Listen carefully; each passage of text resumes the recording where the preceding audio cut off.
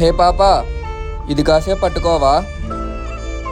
పాపా, మా షాప్లో బొమ్మలు చూస్తావా? సరే అన్నా.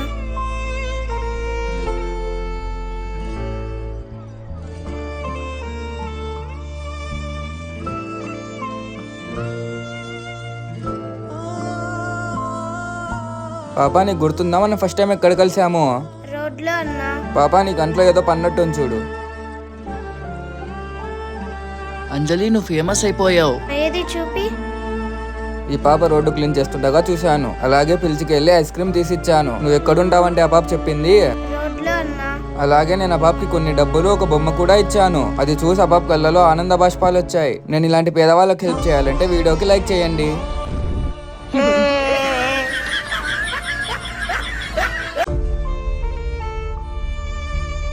అయ్యో, బండిలో పెట్రోల్ అయిపోయింది. అవును, నైట్ అన్న బండి వేసుకొని వెళ్ళాడు కదా, పెట్రోల్ అంతా అయిపోగొట్టుకొని వచ్చాడు. ఇప్పుడు నాకు అర్జెంట్ పని ఉంది.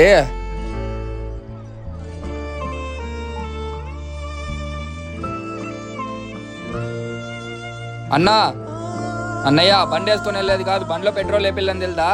అయ్యో, మర్చిపోయారా? ప్రతిరోజు ఇలానే మాట్లాడతావన్నా నువ్వు. ఇంకోసారి నా బండి ముట్టుకొని చూడు, బాగుండదు. నీ బండి ఏం నాకు అవసరం లేదులేరా, ఏదో పెద్ద నీదే బండి ఉన్నట్టు. ఏం బుద్ధి లేదా? రోడ్లో బండి పెట్టి గొడవ పడుతున్నారు. రేయ్, మాటలు చూసుకొని రాని, నోటుకొచ్చినట్లు వాగద్దు. ఏం మీ అన్నకు బుద్ధి లేదా? ఏం అలా మాట్లాడుతున్నాడు? అన్నా, నువ్వు సైలెంట్ ఉండన్నా. అన్నా, నేను బండి పక్కన పెడతా, మీరు వెళ్ళండి అన్నా. సరే. ఏందన్నా నువ్వు రోడ్లో పోయే వాళ్ళందరితో గొడవ పడుకుంటా? రే తమ్ముడు, నువ్వు నన్ను ఏమన్నాను, నేను పడతా. రోడ్లో పోయేవాడు ఎవడో నేనేమన్నా అంటే నేను ఊరుకోను.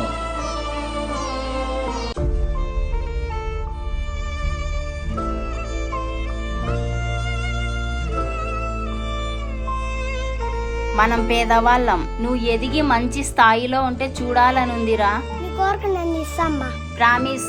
ప్రామిస్.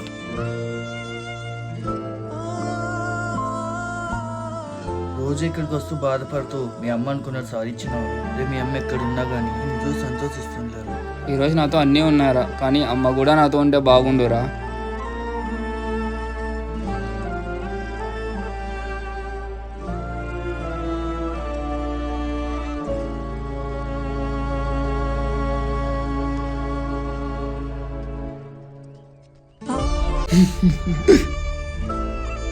రేయ్, మీకు ఇంట్రెస్టింగ్ టాపిక్ చెప్తా వినండి.